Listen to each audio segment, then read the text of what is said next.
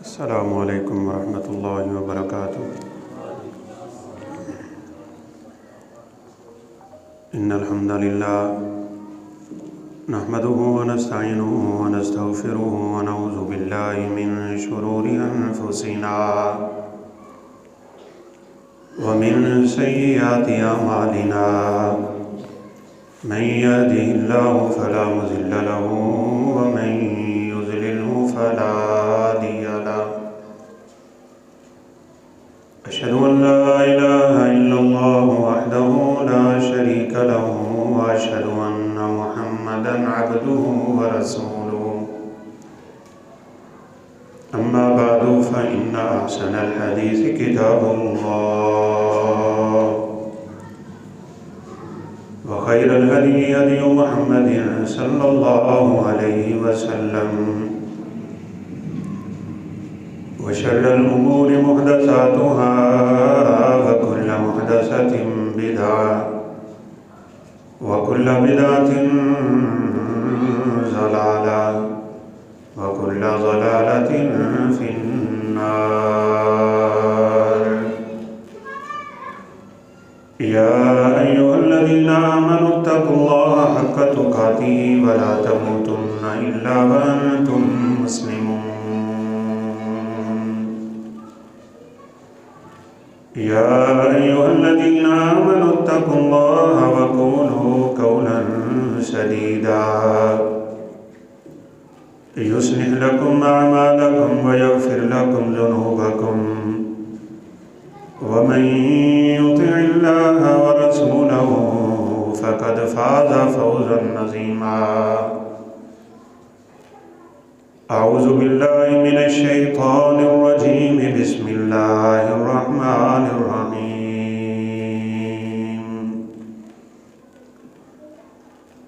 يكلم الله الليل والنهار،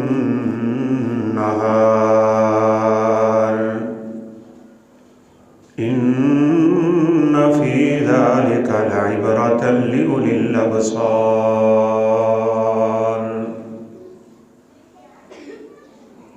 رب اشرح لي صدري ويسر لي أمري واحلل عقدة من لساني يفقهوا قولي،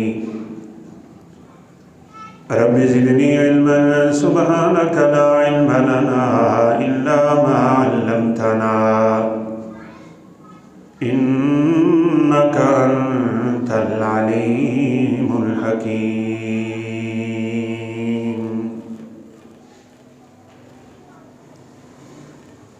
مختصر حمد و ثنا کے بعد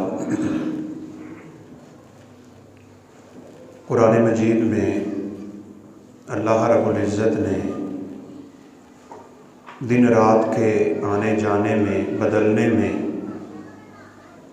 موسموں کے تغیرات میں اہل عقل کے لیے نشانیاں بتلائی ہیں۔ موسم گرما ختم ہو رہا ہے اور سرما کی ٹھنڈی ہوائیں داخل ہو رہی ہیں۔ ان موسموں کے آنے جانے میں، دن رات کے بدلنے میں ہمارے لیے بہت سے اسباق ہیں۔ اگر کوئی سمجھنا چاہے اور دیکھنا چاہے، یہ دن ہی تو بدلتے رہے ہیں کہ ہم بڑے ہو گئے، اور یہ دن ہی بدلتے رہیں گے کہ ہم بوڑھے ہو جائیں گے، اور پھر ان دنوں کا بدلنا ہی ہمیں موت تک لے جائے گا، اور پھر اخروی زندگی کے لیے انسان دوبارہ اٹھ کھڑا ہوگا۔ موسم سرما جو ہے، رسول اللہ صلی اللہ علیہ وسلم نے فرمایا کہ یہ مومن کے لیے موسم بہار ہے، یہ اس کی نیکیوں کا موسم ہے۔ کیسے؟ آپ نے فرمایا قصر نہارہ فصاما، وَطَالَ لَيْلُهُ فَقَامَ، اس کے دن چھوٹے ہو جاتے ہیں تو مومن روزہ رکھتا ہے، اور اس کی راتیں بڑی ہو جاتی ہیں تو مومن قیام کرتا ہے۔ یعنی اس موسم میں روزہ رکھنا بھی آسان ہے اور رات کو قیام کرنا بھی آسان ہے۔ اس لیے اس نیکیوں کے موسم سے ہمیں خوب فائدہ اٹھانا چاہیے۔ آپ صلی اللہ علیہ وسلم نے جو ہمیں بڑی ہی بشارتیں دی ہیں، خوشخبریاں دی ہیں، ان میں سے ایک بہت بڑی خوشخبری اور ایک بہت بڑا عمل سردی کے موسم سے جو تعلق رکھتا ہے، وہ بڑی مشہور حدیث مبارکہ ہے۔ الا ادلکم علی ما یمحو اللہ بہ الخطایا ویرفع بہ الدرجات۔ آپ صلی اللہ علیہ وسلم نے فرمایا کہ میں تمہیں ایسے عمل کی خبر نہ دوں کہ جس کے ذریعے اللہ انسان کے گناہوں کو مٹا کے جنت میں درجے بلند کر دیتا ہے۔ صحابہ کرام رضوان اللہ علیہ مجمعین تو ہمیشہ نیکی کی تڑپ اور طلب میں ہوا کرتے تھے۔ قالوا بلا یا رسول اللہ صلی اللہ علیہ وسلم، اللہ کے حبیب ضرور بتائیں۔ تو آپ صلی اللہ علیہ وسلم نے 3 اعمال کی طرف اشارہ کیا ہے۔ سب سے پہلے آپ نے فرمایا اسباغ الوضوء علی المکارہ، جب وضو کرنا مشکل ہو نا، اس وقت خوبصورت وضو کیا کر۔ اسباغ کا عربی میں معنی ہوتا ہے اکمال اور اتمام، پورا وضو کرے، مکمل وضو کرے۔ ٹھنڈا پانی ہو، رات کا وقت ہو، سحری کے ٹائم انسان اٹھا ہو، پانی کو ہاتھ لگانے کو دل نہ کر رہا ہو، یہ مکارہ ہے، ناپسندیدگی، لیکن اس نے اس ٹھنڈے پانی کی پرواہ نہیں کی، تسلی کے ساتھ اپنے جسم کے اعضاء کو دھوئے، تو یہ اس کا عمل اس کے رفع درجات اور گناہوں کی بخشش کا ذریعہ بن جاتا ہے۔ اور یقیناً وہ گھرانہ تو بڑا خوش نصیب ہے کہ اس سحری کے وقت میں میاں بیوی دونوں اٹھ کھڑے ہوتے ہیں۔ آپ صلی اللہ علیہ وسلم نے جن اعمال کی وجہ سے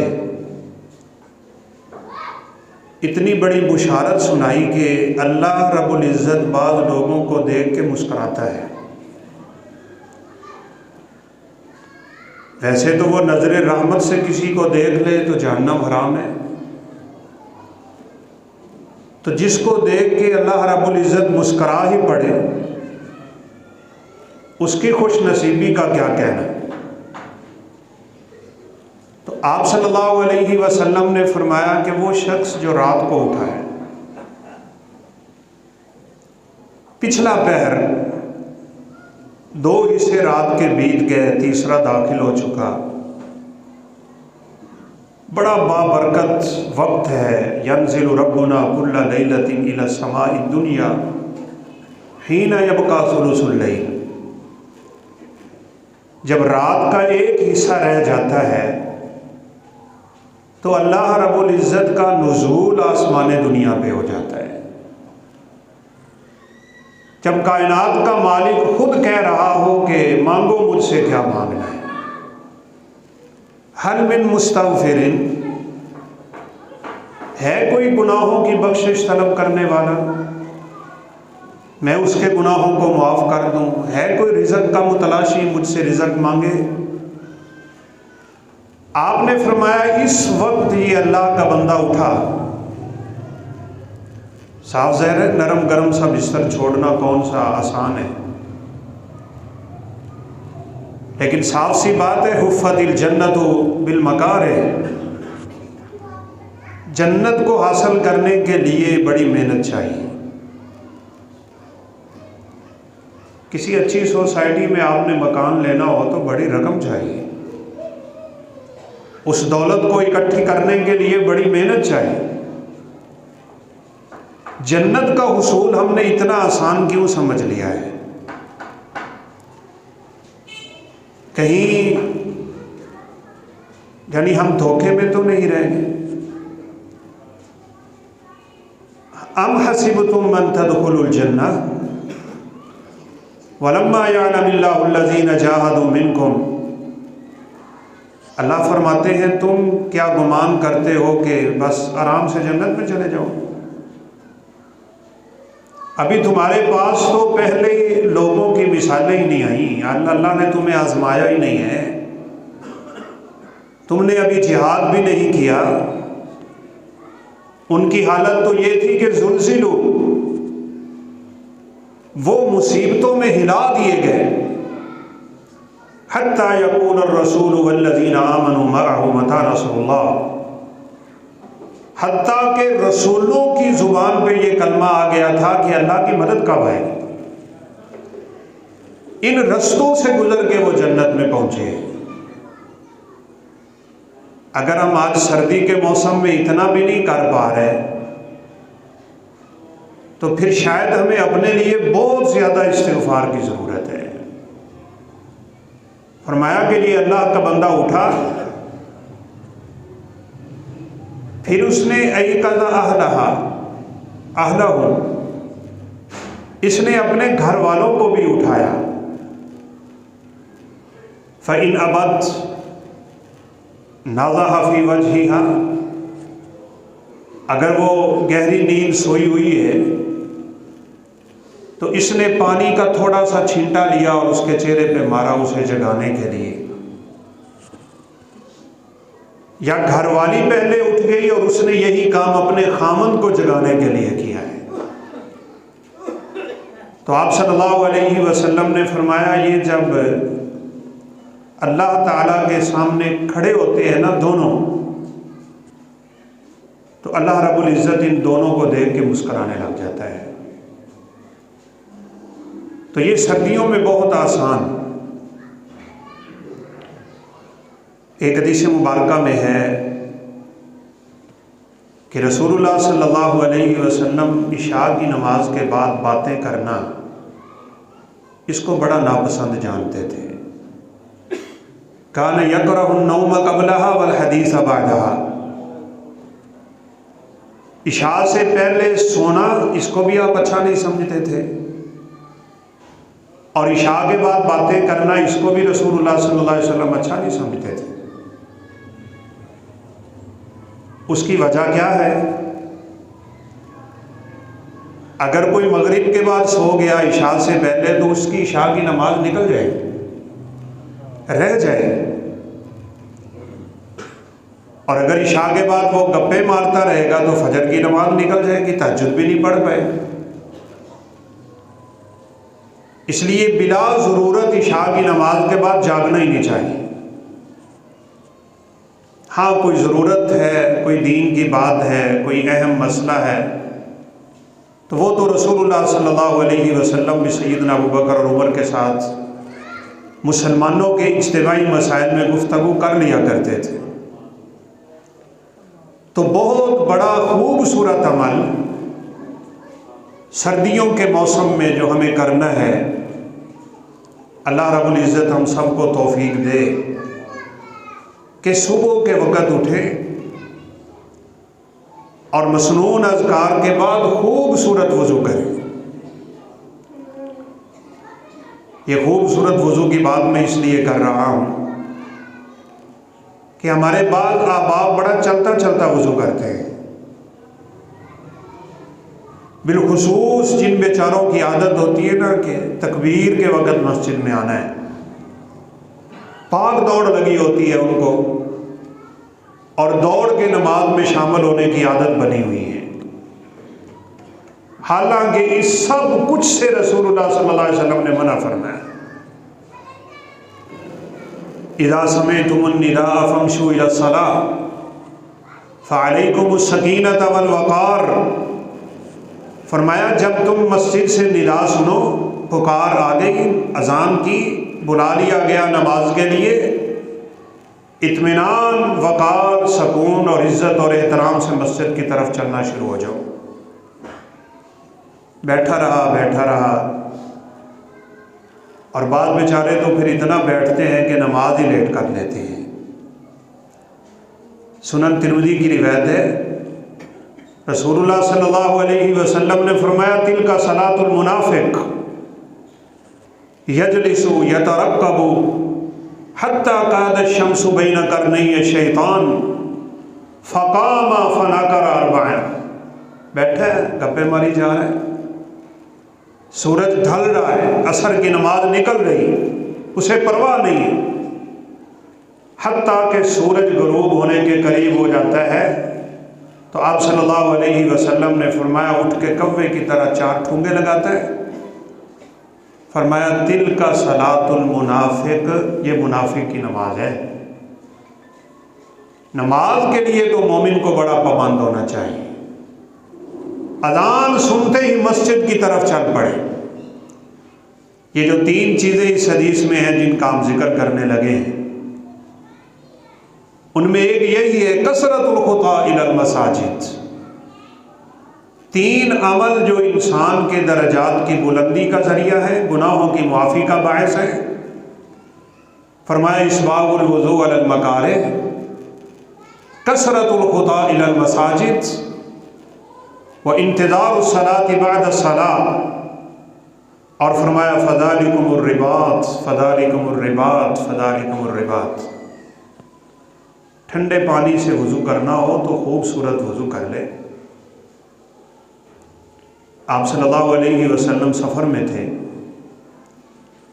آپ نے اپنے بعض ساتھیوں کو دیکھا بڑی جلدی جلدی وضو کر رہے ہیں، اور ان کے جلدی وضو کرنے کی وجہ سے پاؤں کی ایڑیاں کچھ خشک نظر آئیں آپ صلی اللہ علیہ وسلم، حالانکہ آپ تھوڑا دور بیٹھے تھے، تھوڑا دور کھڑے تھے،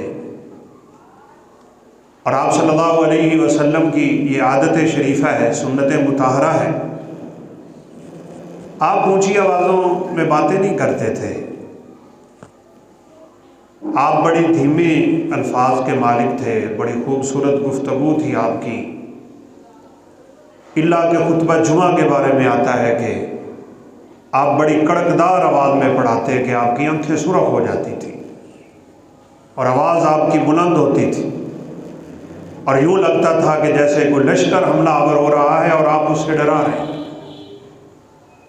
لیکن اس موقع پہ آپ نے دور سے آواز دی اور بڑے زور سے آواز دی،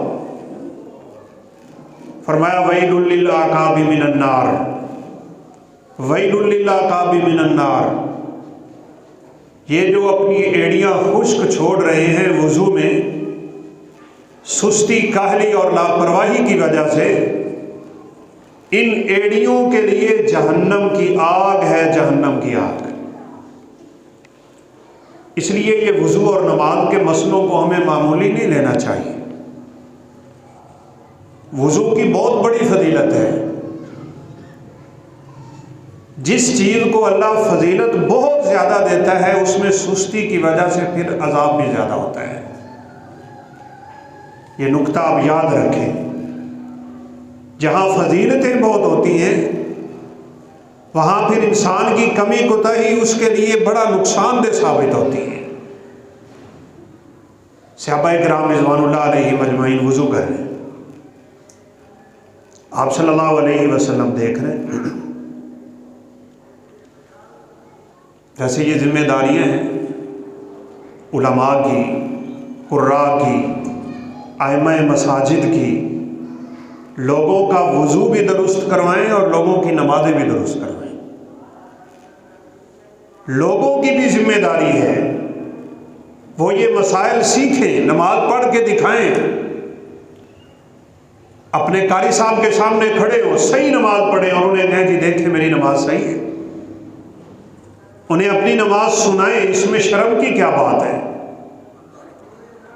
मालिक बिन हुवैरिस रज़ी अल्लाह ताला अन्हु, सैयदना हुमैद सादी रज़ी अल्लाह ताला अन्हु, वाइल बिन हुजर रज़ी अल्लाह ताला अन्हु, ये बड़े बड़े जलीलुल कदर सहाबा जब जमा होते तो उनमें से एक खड़े हो जाते, कहते मैं नमाज पढ़ता हूँ, तुम देखो मेरी नमाज रसूलुल्लाह सल्लल्लाहु अलैहि वसल्लम की नमाज जैसी है।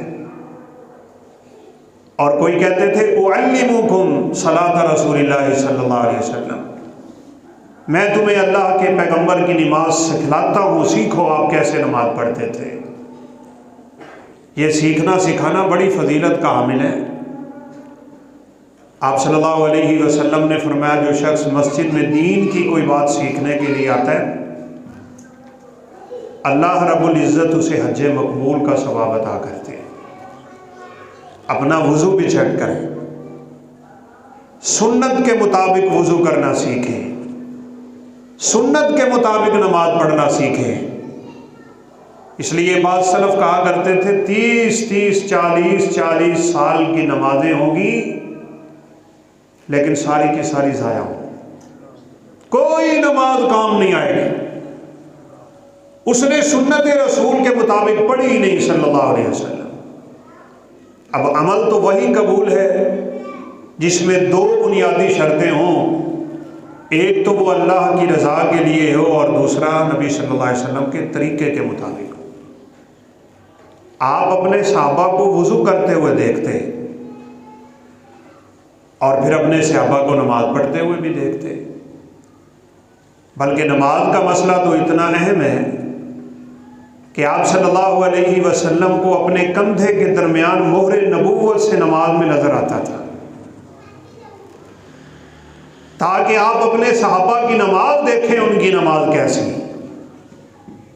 नमाजें अपनी चेक करें, वज़ू अपना चेक करें। तो आप सल्लल्लाहु अलैहि वसल्लम सहाबा को वज़ू करते हुए देख रहे थे। आपने फरमाया कि तुमने जब अपने हाथ धोए ना तो अल्लाह रब्बुल इज़्ज़त ने मुझे दिखलाया है कि तुम्हारे हाथों के पूरे गुनाह तुम्हारे नाखूनों के पोरों से नीचे गिर गए। बड़ी फजीलत वाला अमल है, फ़ायदा भी हमारा है, पाक साफ भी हम होंगे, तहारत भी हासिल होगी और फजीलत क्या कमाल है। और जैसे आप सल्लल्लाहु अलैहि वसल्लम ने एक मिसाल दी थी, एक आदमी के घर के पास से नहर गुजरती हो, 5 वक्त वो उस नहर में नहाता हो, हल अला जसदिही मिन दरन, क्या उसके जिस्म में कोई मैल कुचैल रह सकती है। सहाबा ने फरमाया सवाल ही पैदा नहीं होता। तो फरमाया यही मिसाल 5 वक्त के नमाज पढ़ने वाले की है, उसकी ज़िंदगी का एक गुनाह भी बाकी नहीं रहता, अल्लाह रब्बुल इज़्ज़त उसके सारे गुनाह माफ़ कर देते। आपने फरमाया तुमने चेहरा धोया, तुम्हारे चेहरे के गुनाह गिर गए, तुमने मसा किया सर के गिर गए, पाँव धोए पाँव के गिर गए। वुज़ू के पानी के साथ इंसान के गुनाह ज़ाइल हो रहे होते हैं। और फिर अगर अल्लाह रब्बुल इज़्ज़त तौफीक दे दे कि इंसान उठ के 2 रकतें पढ़े, जिसको आप तहियतुल वुज़ू कह सकते हैं, अगर आप मस्जिद में हैं तो उसको आप तहियतुल मस्जिद कह सकते हैं। ये 2 रकतें चाहे सुन्नत हो, चाहे नफल हो, चाहे तहियतुल वुज़ू हो, चाहे जो भी हो, आप मस्जिद में बैठने से पहले नमाज पढ़ा करें। कोई भी नमाज, फ़र्ज़ी का वक्त है तो फ़र्ज़ी, सुन्नतों का वक्त है तो सुन्नतें अगर पढ़ी हुई हैं तो कम से कम 2 रकतें पढ़ के बैठा करें।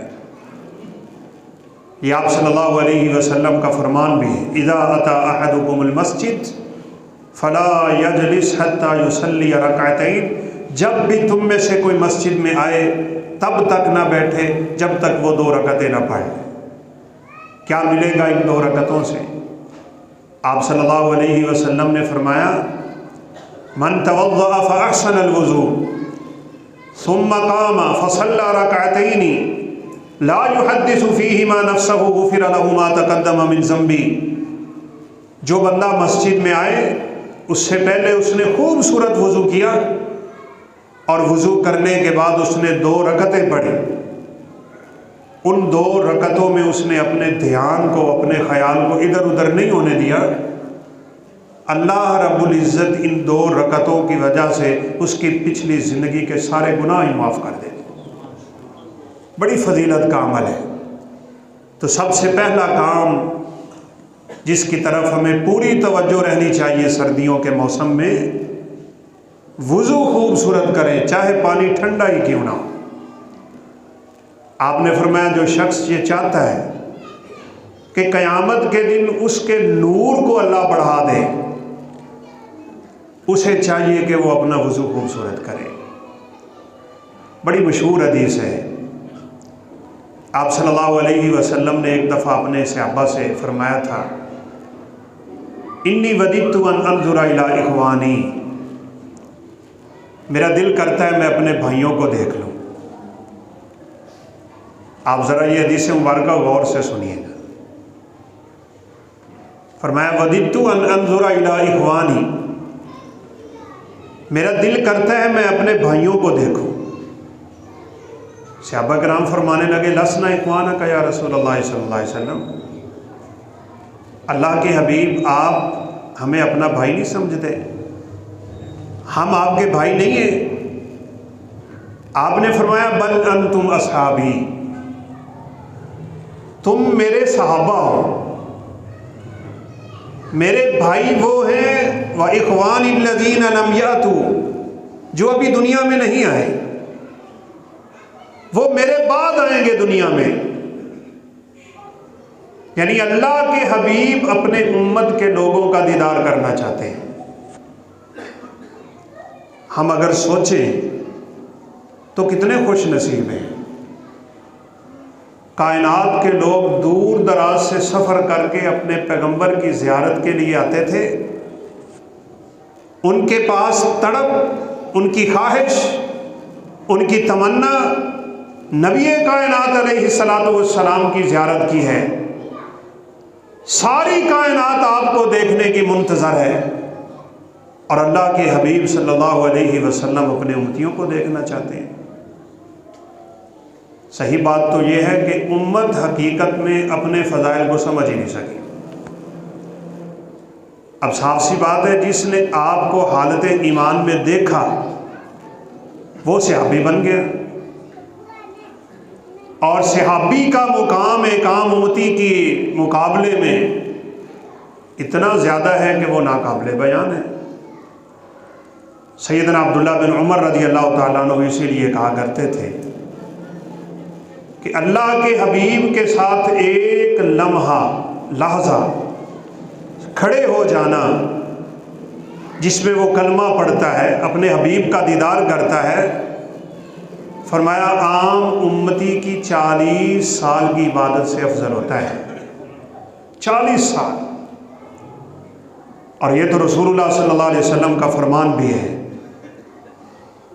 لو ان احدکم انفق مثل احد ذهبا ما بلغ نصیفہ ولا مدہ، میرا امتی احد پہاڑ اگر سونے کا خرچ کر جائے نا، میرے صحابی کی چند کھجوریں جو وہ صدقہ کرتا ہے اس کو نہیں پہنچ سکتا۔ صحابہ ہیں، وہ مقام ملا جس کو مل گیا، لیکن ہم امتی، فرمایا میں ان کو دیکھنا چاہتا ہوں۔ صحابہ کرام رضوان اللہ علیہم اجمعین بڑی ذہانت و فطانت کے مالک تھے۔ ایک صحابی نے بڑی جلدی سے سوال کر فرمایا کہ آپ اپنے صحابہ کو، اپنے ساتھیوں کو ویسے دیکھ لیں گے؟ فرمایا نہیں دیکھ سکوں گا۔ یعنی کیا مراد ہے؟ میں دنیا سے چلا جاؤں، لیکن آپ ایک خوشخبری سنا دیں۔ آپ صلی اللہ علیہ وسلم نے فرمایا میرے امتیوں کو یہ پیغام پہنچا دینا، انا فارتہم علی الحوض، میں حوض کوثر پہ ان کا انتظار ضرور کروں گا۔ اب صحابہ کرام رضوان اللہ علیہم اجمعین نے جلدی سے ایک سوال کیا ہے، اور یہ سوال ہمارے موضوع کے متعلق آئی ہے۔ کہنے لگے کیف تعرفون یا رسول اللہ صلی اللہ علیہ وسلم، اللہ کے حبیب آپ اپنے امتیوں کو قیامت کے دن اپنے حوض پہ کیسے پہچانیں گے؟ آدم، نوح، موسیٰ، عیسیٰ، داؤد، شیش، لوط، 1,24,000 انبیاء، ان کی قومیں، ان کی امتیں، اتنی تعداد، آپ کو کیسے پتہ چلے گا کہ یہ میرا امتی ہے؟ اب اگر یہ علامت میرے اور آپ کے پاس ہے تو ہمیں شکر کرنا چاہیے، اور اگر نہیں ہے تو پھر فکر کرنا چاہیے۔ آپ صلی اللہ علیہ وسلم بات بھی بڑے خوبصورت انداز سے سمجھاتے تھے۔ آپ نے فرمایا ارأیت لو کان لرجل خیل غر فی خیل دہم بہم اما یعرف خیلہ؟ میرا صحابی، تیرا یہ جو سوال ہے کہ میں قیامت کے دن اپنے امتیوں کو کیسے پہچانوں گا، ذرا یہ بتا کہ اگر کسی شخص کے پاس کالے گھوڑے ہوں، کالے سیاہ گھوڑے، ان میں ایک گھوڑا ایسا ہے جو 5 کلیان ہے۔ 5 کلیان وہ گھوڑا ہوتا ہے جس کا چہرہ بھی سفید ہو اور چاروں ٹانگیں بھی سفید ہے، وہ بھی کالا، لیکن اس کے یہ 5 اعضاء خوب چمک رہے ہیں، سفید ہیں۔ کالے گھوڑوں میں فرمایا یہ گھوڑا دور سے نہیں پہچانا جائے گا؟ قالوا بلا یا رسول اللہ صلی اللہ علیہ وسلم، انہوں نے کہا اللہ کے حبیب ضرور دور سے پہچانا جائے گا۔ تو آپ نے فرمایا ان امتی یاتون یوم القیامت غرا محجلین من آثار الوضوء، پھر سن لو، قیامت کے دن میرے امتیوں کی پہچان یہ ہے کہ ان کے جسم کے جس حصے پہ وضو کا پانی لگے گا اللہ رب العزت انہیں 14ویں کے چاند کی چمک نصیب فرما دے۔ اس لیے آپ نے فرمایا خوبصورت وضو کیا کر، یہ بڑی فضیلت والا عمل ہے۔ یہ آپ صلی اللہ علیہ وسلم کے امتیوں کی پہچان، یہ آپ نے پہلا عمل بتایا اسباغ الوضوء علی المکارہ، اور پھر دوسرا کثرت الخطا الی المساجد، مسجد کی طرف جس بندے کے کثرت سے قدم اٹھتے ہوں، دیکھو تو مسجد جا رہا ہے، دیکھو تو مسجد سے آ رہا ہے، مسجد کی رونق بنا ہوا ہے، مسجد کے ساتھ دل لگایا ہوا ہے۔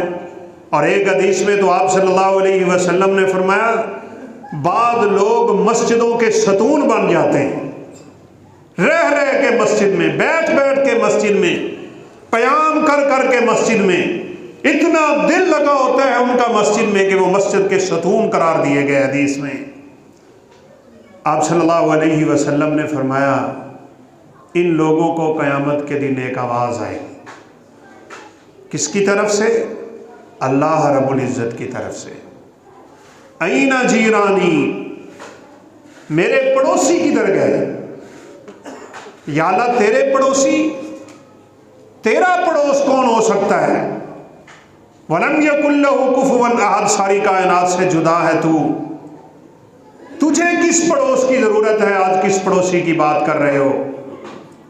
اللہ رب العزت فرمائیں گے این عمار المساجد ہم جیرانی، مسجدوں کو آباد کرنے والوں کو اٹھاؤ، وہ میرے پڑوسی ہیں، ان کے لیے نور کے ممبر لگ جائیں گے، ان کو نور کے ممبروں پہ بٹھا دیا جائے گا، اور لوگ ان کی فضیلت پہ رشک کر رہے ہوں گے کہ یہ وہ لوگ ہیں کہ جنہوں نے مسجدوں سے اپنا تعلق بنائے رکھا تھا۔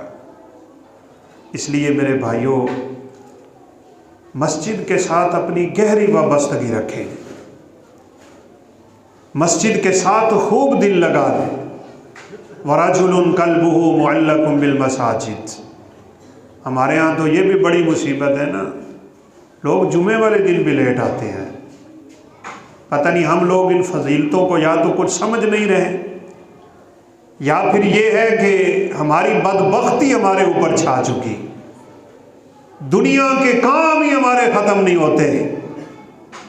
پہلے بھی میں نے ایک دفعہ اشارہ کیا، اس سے بڑی فضیلت والی کوئی حدیث ہمارے ناقص علم کے مطابق ہماری نظر میں نہیں ہے۔ آپ صلی اللہ علیہ وسلم نے فرمایا جو شخص اول وقت میں غسل کرے، لباس اچھا پہنے، مسواک کرے، خوشبو لگائے، تیل لگائے، جلدی مسجد کی طرف آئے اور چل کے آئے، امام کے قریب بیٹھے، فنصت خاموشی سے بیٹھا رہے، واستمع غور سے خطبہ سنے، ودنا قریب ہو کے بیٹھے۔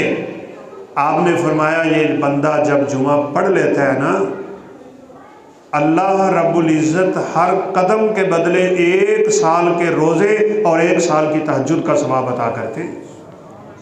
لیکن دیکھیے گا وہ آخر میں آئیں گے جب نماز کھڑی ہونے والی ہوگی، وہ بیچارے اسی کو کافی سمجھ رہے ہیں۔ 10 دن کے گناہوں کی معافی کے لیے جمعہ آتا ہے، اس لیے پیدا لائیں کثرت الخطا الی المساجد۔ اور آپ نے یہ حدیث کئی بار سن رکھی ہے جو رسول اللہ صلی اللہ علیہ وسلم نے جنت میں قدموں کی آواز سنی تھی۔ آپ نے پوچھا یہ کس کے قدموں کی آواز؟ کہا یہ بلال کے قدموں کی آواز رضی اللہ تعالیٰ عنہ۔ یہ آپ کے بلال مسجد جا رہے ہیں، ان کا مسجد میں چلنا رب تعالیٰ کو محبوب اتنا ہے کہ وہ چلتے زمین پہ ہیں، ان کے قدموں کی آواز جنت میں آتی ہے۔ تو آپ صلی اللہ علیہ وسلم، آپ نے بلال رضی اللہ عنہ سے پوچھا تھا، فرمایا بلال کیا کرتا ہے تو؟ بما سبقتنی الی الجنہ، تو مجھ سے پہلے جنت میں کیسے چلا جاتا ہے؟ کلما دخلت الجنۃ سمعت خشخشۃ امامی، میں جب بھی جنت گیا ہوں، میں نے جتنی دفعہ بھی جنت کو دیکھا ہے، چاہے خواب میں چاہے حقیقت میں، تیرے قدموں کی آواز میرے آگے آگے ہوتی ہے۔ اور میں نے شاید پہلے بھی ایک دفعہ اشارہ کیا ہے کہ بعض لوگ اور بعض علماء حضرات بھی اس حدیث سے تھوڑا غلط معنی سمجھ بیٹھتے ہیں کہ جنت میں سب سے پہلے بلال جائیں گے۔ وہ کہتے ہیں چونکہ قدموں کی آواز آگے آگے تھی تو اس لیے بلال رضی اللہ تعالیٰ عنہ پہلے جنت میں چلے جائیں گے۔ ایسا نہیں، رسول اللہ صلی اللہ علیہ وسلم سے پہلے کوئی جنت میں نہیں جا سکتا۔ جب تک آپ جنت میں نہیں جائیں گے کوئی نبی جنت میں نہیں جا سکتا، اور جب تک آپ کے امتی جنت میں نہ چلے جائیں گے کسی نبی کی امت کو جنت میں جانے کی اجازت نہیں ہو۔ تو پھر یہ بلال رضی اللہ تعالیٰ عنہ کے قدموں کی آواز آگے آگے کیوں ہے؟ کیا شان ہے، کیا مقام ہے، کیا فضیلت ہے، کیا مرتبہ ہے؟ علماء لکھتے ہیں کہ جب بھی کوئی بڑا مہمان آتا ہے اس کے استقبال کے لیے کچھ لوگ آگے کھڑے ہوتے ہیں۔ اللہ کے حبیب جب قیامت کے دن اٹھ کے جنت کی طرف چلیں گے تو بلال آگے بڑھ کے جنت کا دروازہ کھولیں گے، بلال رضی اللہ تعالیٰ عنہ آپ کا استقبال کریں گے۔ تو آپ نے پوچھا بلال یہ تیری فضیلت، یہ تیرے قدموں کی آواز جنت میں کس وجہ سے آتی ہے؟ میں نے ابھی آپ کے سامنے اشارہ کیا، وضو کریں، خوبصورت وضو کریں، اور وضو کرنے کے بعد کم از کم 2 رکعتیں ضرور پڑھیں۔ آ کے ویسے نہ مسجد میں بیٹھ جایا کریں۔ ابھی بلال رضی اللہ تعالیٰ عنہ تو یہ بات بتانے لگے تھے کہ میں کیا عمل کرتا ہوں کہ جس پہ مجھے اتنا بھروسہ ہے کہ میرے قدموں کی آواز جنت میں آتی ہے۔ آپ صلی اللہ علیہ وسلم کو درمیان میں ایک اور بات یاد آئی۔ آپ نے فرمایا کہ انی رأیت قصرا مربعا فی الجنہ، میں نے جنت میں بڑا عالی شان محل دیکھا ہے، اور آپ کو لگا کہ یہ میرا محل ہے۔ آپ نے پوچھا لمن ھذا القصر، یہ محل کس کا ہے؟ فرشتے کہنے لگے کہ لرجل عربی، یہ ایک عربی آدمی کا محل ہے۔ آپ نے کہا انا عربی لمن ھذا القصر، میں بھی تو عربی ہوں، یہ محل کس کا ہے؟ قالوا لرجل قرشی، یہ ایک قریشی خاندان کے بندے کا ہے۔ آپ نے فرمایا انا قریشی لمن ھذا القصر، میں بھی تو قریشی ہوں، یہ محل کس کا ہے؟ وہ کہنے لگے لرجل من امت محمد صلی اللہ علیہ وسلم، یہ امت محمدیہ کے ایک آدمی کا محل ہے صلی اللہ علیہ وسلم۔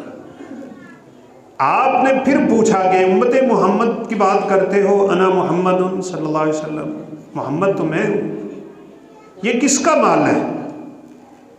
تو فرشتوں نے کہا کہ لعمر بن الخطاب رضی اللہ تعالیٰ عنہ، یہ عمر بن خطاب کا مال ہے۔ کیا شان ہے! عمر بھی سامنے بیٹھے تھے، سن رہے تھے۔ آپ نے فرمایا عمر میں پھر اس محل میں داخل ہوا تاکہ میں دیکھوں یہ کیسا محل ہے، لیکن میں پھر جلدی سے باہر بھی نکل آیا۔ تو عمر فاروق رضی اللہ تعالیٰ عنہ کہنے لگے کیوں اللہ کے رسول صلی اللہ علیہ وسلم؟ آپ نے فرمایا اس محل کے کونے میں ایک حور بیٹھ کے وضو کر رہی تھی، مجھے تیری غیرت یاد آ گئی۔ اس کا مطلب یہ ہوا کہ جنت میں جانے کے لیے وضو اور نماز کے بغیر چارہ ہی کوئی نہیں۔ یہ دو ہی پہچانے ہیں، یہ دو ہی علامتیں ہیں میرے پیغمبر کے پاس قیامت کے دن اپنے امتیوں کو پہچاننے کے لیے۔ ان کے جسموں پہ وضو کا پانی 14ویں کے چمک کی طرح چمکتا ہوگا، جس سے آپ پہچان جائیں گے کہ یہ میرا امتی آ رہا ہے۔ اور پھر آپ صلی اللہ علیہ وسلم اس کو اپنے دست شفقت سے حوض کوثر کا پانی دیں گے۔ اللہ ہم سب کو نصیب فرما دے۔ اور ایک تفسیر میں بھی یہ حدیث موجود ہے، اگرچہ بعد نے اس میں کچھ کلام بھی کیا، کہ جب میدان لگ جائے گا اور لوگ اللہ رب العزت کے آنے کا انتظار کریں گے، حسابات نہیں شروع ہو رہے، لوگ گھبرا کے انبیاء اور رسول کے پاس جا رہے ہوں گے، آدم علیہ السلام کے پاس جا کے کہیں گے تو پہلا نبی ہے، ابو البشر ہے، پوری انسانیت کا باپ ہے۔ آج اللہ رب العزت سے اتنی استدعا کر دو کہ ہمارا حساب ہی شروع ہو جائے۔ بھائیو یہ بھی بڑے سوچنے کی بات ہے۔ ہم نے پچھلا موضوع اس لیے یہی رکھا تھا، ان مقامات سے نکلنے کے لیے، بچنے کے لیے، کامیاب ہونے کے لیے، اللہ رب العزت کے حساب میں سرخرو ہونے کے لیے آج میرے اور آپ کے پاس وقت ہے، اور یہ وقت ملا ہی اس لیے تھا کہ ہم ان چیزوں کی تیاری کر لیتے۔ تو بہرحال آدم علیہ السلام کہیں گے کہ مجھ سے غلطی ہوئی تھی۔ آج اللہ رب العزت اتنا غصے میں ہے کہ اب تک اللہ اتنے غصے میں کبھی نہیں ہوئے۔ میں نہیں جا سکتا اپنے رب کو یہ کہنے کے لیے۔ ویسے یہ بات بڑی سوچنے کی ہے۔ کتنا عرصہ ہو گیا آدم علیہ السلام کو وہ دانا کھائے؟ صدیاں نہیں بیت گئی؟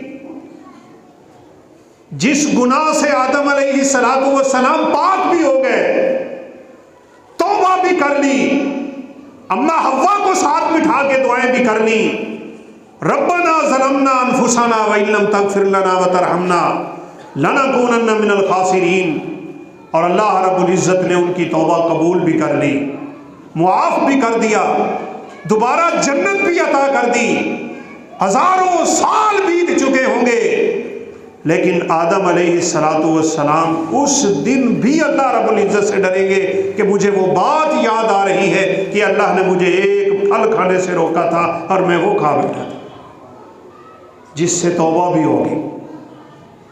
ہم لوگ اپنے دل میں کس قدر اللہ رب العزت کا خوف رکھتے ہیں، کتنا کو قیامت کا خوف ہے۔ تو بہرحال نوح علیہ السلام کے پاس چلے جائیں گے، انت اول الرسل، آدم پہلے نبی ہیں، آپ پہلے رسول ہیں، اللہ رب العزت سے گزارش کیجئے۔ انکار ہو جائے گا، تمام کے تمام انبیاء انکار کر دیں گے۔ مشہور حدیث ہے، یہی آپ صلی اللہ علیہ وسلم کا مقام ہے جس کو مقام محمود کہا جاتا ہے۔ لوگ آپ کے پاس آئیں گے، یہ یاد رکھیے یہ مقام آپ نے اپنے لیے خود بچا کے رکھا ہوا ہے۔ کیسے؟ آپ صلی اللہ علیہ وسلم نے فرمایا ہر نبی کو اللہ رب العزت نے ایک دعا دی ہوتی ہے جس دعا کی قبولیت میں کوئی شک ہی نہیں ہوتا۔ ہر نبی یہ دعا اپنی ہی قوم کے خلاف استعمال کر گئے۔ جب انتہائی زیادہ تنگی میں چلے گئے اور قوم سے مایوس ہوئے تو یہ دعا استعمال کر لی۔ آپ نے فرمایا میں نے اپنی یہ دعا اپنی امت کے لیے قیامت تک کے لیے چھپا رکھی۔ آپ صلی اللہ علیہ وسلم کے پاس جب لوگ جائیں گے، آپ 7 دن مسلسل اللہ رب العزت کے عرش کے ساتھ سجدے میں گر جائیں گے۔ اس کا مطلب یہ ہوا کہ اللہ کے غصے کو بجھانے والی چیز پھر نماز ہی، سجدے ہی ہیں، نوافل ہی ہیں، تہجد ہی ہے، قیام اللیل ہی ہے۔ اس لیے یہ سنہرا موقع ہے سردیوں کا، رات کو آرام سے اٹھ کے آپ اللہ رب العزت کے سامنے کھڑے ہو سکتے ہیں۔ گناہوں کی معافی، رزق کی تنگیاں، اولاد کی نافرمانیاں، طرح طرح کی مصیبتیں، مشکلات اور پریشانیاں، ہر ایک کا علاج سجدوں میں پڑا ہے۔ اللہ رب العزت کے سامنے سجدے میں گر کے دعائیں کریں، اللہ رب العزت اپنے بندے کو سجدے کی حالت میں بہت قریب کر چکا ہوتا ہے۔ 7 دن کے سجدے کے بعد اللہ رب العزت کہیں گے ارفع راسک یا محمد صلی اللہ علیہ وسلم قل یسمع اشفع تشفع۔ اللہ کے حبیب سر اٹھائیے، بات کریے، میں ماننے کے لیے تیار، سفارش کرو، ہم سفارش ماننے کے لیے تیار۔ تو یہ بات جو میں آپ سے کرنا چاہتا ہوں، آپ صلی اللہ علیہ وسلم نے فرمایا میں جب سجدے سے سر اٹھاؤں گا تو مجھے اپنے دائیں بائیں اپنی امت نظر آئی۔ تو صحابہ کرام رضوان اللہ علیہم اجمعین نے کہا کہ آپ کو کیسے پتہ چلے گا یہ آپ کی امت ہے؟ آپ نے فرمایا سیماہم فی وجوہہم من اثر السجود، ان کے چہروں پہ سجدوں کے نشان پڑے ہوئے ہوں گے۔ تو پہچان یا وضو یا نماز، اگر کوئی شخص نماز نہیں پڑھتا وہ قیامت کے دن رسول کائنات علیہ السلام کے حوض کوثر پہ نہیں آ سکتا۔ ہاں کچھ لوگ ویسے بھی دھتکار دیے جائیں گے، اللہ رب العزت ہم سب کو محفوظ رکھے۔ تو یہ سردیوں کی راتیں، آپ نے جو 3 اعمال بتائے ہیں ان کی طرف ہمیں خصوصی توجہ دینی چاہیے۔ ایک آپ نے فرمایا اسباغ الوضوء علی المکارہ، اور فرمایا کثرت الخطا الی المساجد، دل نہ کرے تو خوبصورت وضو کرو اور زیادہ سے زیادہ مسجد کی طرف چل کے آیا کرو، اور انتظار الصلاۃ بعد الصلاۃ، ایک نماز سے فارغ ہو جاؤ اور اگلی نماز کے انتظار میں لگ جاؤ۔ فذالکم الرباط، فذالکم الرباط، فذالکم الرباط، اس کو تو آپ نے رباط سے تشبیہ دے دی، جیسے کوئی فوجی پہرے پہ کھڑا ہوتا ہے، دشمن کو نہیں آنے دیتا، حفاظت کرتا رہتا ہے۔ جو شخص نماز کے انتظار کی اپنی عادت بنا لیتا ہے، اللہ رب العزت اس بندے کی خود حفاظت فرمایا کرتے ہیں، وہ شیطان سے بچ جاتا ہے۔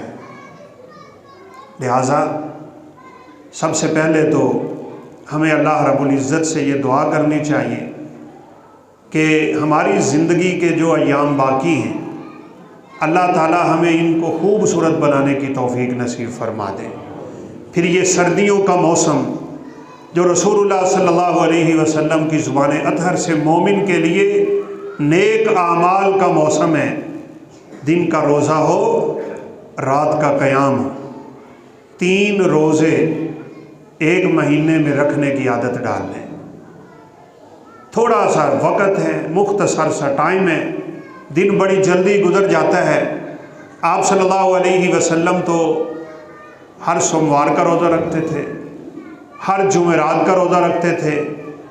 ایام 20 کے روزے کی حدیثوں میں وضاحت ہے، 13، 14 اور 15 کی راتیں جب چاند خوب چمکتا ہے ان میں روزہ رکھنا، آپ نے فرمایا جو 3 روزے ایک مہینے میں رکھ لیتا ہے چھوڑتا نہیں ہے، اس نے پورا سال اپنی یوں عادت بنائی ہے، ہر مہینے کے 3 روزے رکھتا رہتا ہے۔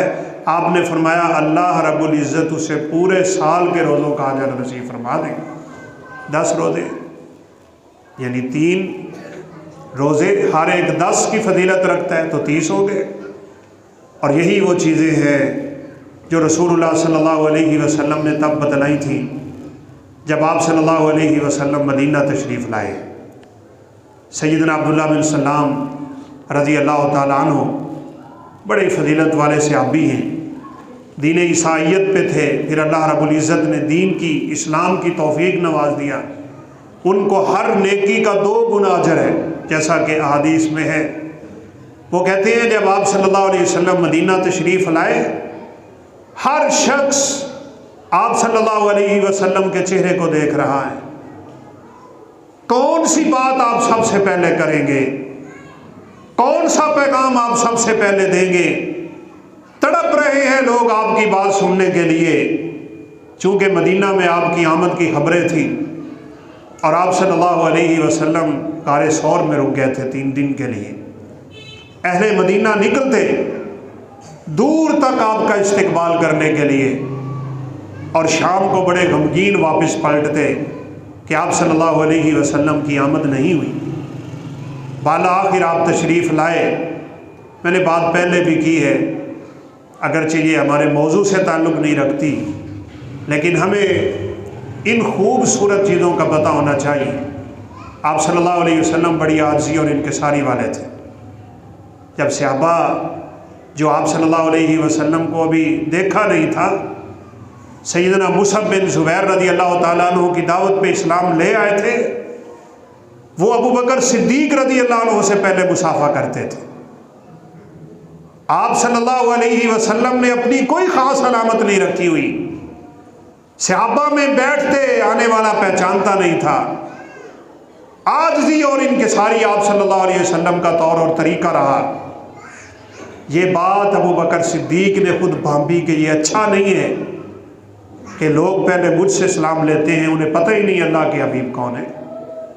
انہوں نے پھر اپنی چادر اتار کے آپ صلی اللہ علیہ وسلم کے اوپر سایہ کیا، پھر لوگ آپ کی طرف متوجہ ہوئے۔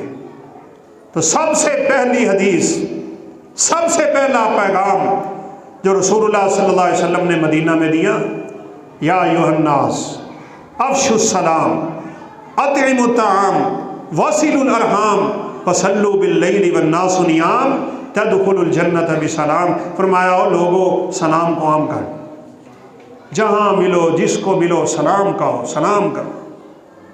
آدم علیہ السلام کو اللہ نے پیدا کر کے جب جنت میں بھیجا نا، تو فرمایا جاؤ فرشتوں کو کہو السلام علیکم ورحمۃ اللہ وبرکاتہ۔ جو وہ جواب دیں گے یہ آپ کی اولاد کا میری طرف سے تحفہ ہو، یہ رب تعالیٰ کا تحفہ ہے۔ سلام عام کریں، جس کو آپ جانتے ہیں اس کو بھی سلام کہیں، جس کو نہیں جانتے اس کو بھی سلام کہیں، بلکہ تھوڑا آگے بڑھیں، گھر میں داخل ہو تو بیوی کو سلام کہا کریں۔ لوگ شرماتے رہتے ہیں اس۔ آپ نے فرمایا اللہ اس بندے کا ضامن ہے جو گھر میں داخل ہوتے ہوئے اپنے گھر والی کو سلام کہتا ہے۔ سلامتی ہی سلامتی، افشوا السلام واطعموا الطعام، لوگوں کو کھانے کھلاؤ، بھوکھوں کو کھلاؤ، مہمانوں کو کھلاؤ، نمازیوں کو کھلاؤ، جہاں موقع ملے کھانا کھلاؤ، بہت ہی نیکی کا ذریعہ ہے۔ صلہ رحمیاں کرو، اور پھر فرمایا جب لوگ سو رہے ہوتے ہیں تم رب کے سامنے کھڑے ہو جایا کرو۔ تو یہ فرصت ہے، سردی کی راتیں ہیں، لمبی راتیں ہیں، اللہ رب العزت آخری پہر آسمان دنیا پہ ہوتے ہیں، قیام کرنا انتہائی آسان ہو جاتا ہے۔ رات کو ایک مشورہ ہے، موبائل نہ دیکھا کریں۔ ہمارے بہت سے بھائی کہتے ہیں قاری صاحب نیند نہیں آتی، یا آتی ہے تو صبح کو بیداری نہیں ہوتی، ٹینشن سی لگی رہتی ہے، لہذا عشاء کی نماز کے بعد موبائل کا استعمال ترک کر دیں۔ ذکر کریں، اذکار کریں، سونے والے ذکر پڑھیں، جو صورتیں اللہ کے حبیب پڑھتے تھے وہ پڑھیں، اپنے ہاتھ جمع کر کے تینوں کل پڑھیں، ان میں پھونک مار کے پورے بدن پہ پھیریں، شیطان سے پناہ مانگیں، دائیں کروٹ لیٹیں، اپنا ہاتھ نیچے رکھیں، بسم اللہ پڑھیں، اللہم بسمک اموت و احیا، سنت کے مطابق سو جائیں، باوضو ہو کے سوئیں، اللہ رب العزت سے دعا کر کے سوئیں، یہ ارادہ لے کے سو جائیں کہ یا اللہ میں صبح اٹھ کے تہجد پڑھوں گا۔ میرے پیغمبر نے فرمایا اگر یہ نہ بھی اٹھ سکے اللہ صبح تک اس کو تہجد کا ثواب عطا کرتے رہتے ہیں۔ یہ ارادے کر کے سویا کر۔ فیس بک دیکھ دیکھ کے سونا ہے تو نیند تھوڑی آئے گی۔ گناہوں کی آگ پہ کس کو نیند آ سکتی ہے؟ اگر کسی نے اپنے آپ کو تہجد کی عادت ڈالنی ہے، عشاء کی نماز کے بعد کا موبائل چھوڑ دے، ترک کر دے، اس وقت آخری نظریں رب کے قرآن پہ ڈالا کرو، مصحف سامنے کھلا ہونا چاہیے، قرآن پڑھتے پڑھتے بند کرے اور اپنے بستر پہ آ جائے، انشاءاللہ آپ کو آرام سے صبح بیداری ہو سکتی ہے۔ اللہ کے حبیب صبح صبح اٹھتے، اپنی آنکھیں ملتے اور ساتھ ہی 10 آیتیں پڑھتے تھے جو میں نے اس خطبے کے شروع میں پڑھی۔ یا اللہ، یہ دن کا آنا، رات کا چلے جانا، یہ دن کا اور رات کا بدلنا، بڑی نشانیاں ہیں اس میں، اور پھر آگے دعائیں ہی دعائیں۔ یہ دعائیں آپ کرتے اور پھر وضو کر کے تہجد کے لیے کھڑے ہو جاتے۔